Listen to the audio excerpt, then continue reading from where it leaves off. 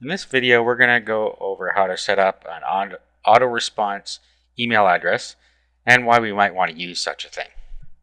Okay, so we're going to use the cPanel here, but whatever type of hosting you use, somewhere you're going to have a place where you can go in and set up your mail. So go into there, go into autoresponders, and then just click add an autoresponder. And what you're going to do here is you're going to put in the beginning of the email address, and then your domain name is at the end here. So let's put something in here, and it can be anything you want to use. Okay, so we have home business training, then who it's from here. That way when it replies back, it'll have this in the from, whatever's in here. In the subject, it'll have whatever you have in here, and then the message will be down here. So just fill all that out. Okay, so we have learn to set up a home business for free. Here you have your character set, and I would use the universal character set, which is UTF-8. And then you just put the body of your message in here. Now, since this is a one-off type of email that's going to go out, in here I would put a link to something else, depending on what you're doing. And this gets into our talk about why we might want to use one of these type of email addresses.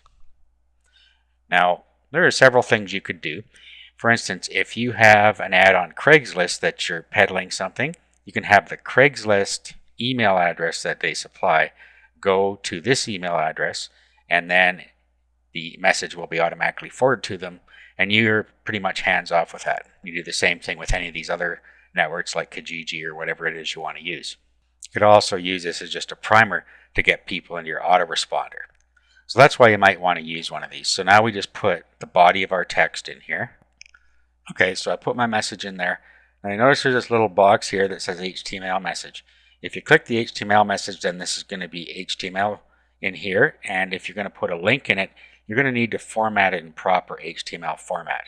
Of course, if you leave that unchecked, this is going to go out as a text message, and then email clients will convert this to a clickable link for you. Okay, so all you do is create or modify. Okay, now here is our autoresponder email address. So if we were to email to there, we will get an instant message back. Let's give it a whirl here. Okay, so there we're to that email address. We'll just click send here. Okay, and then here it is here. There's a subject line we got. And then here's the email we sent. And then there's the link we clicked. So that's how you can set up your own autoresponder email address in your control panel or whatever email system you have, and how you can use it to feed some other site or to feed your autoresponder.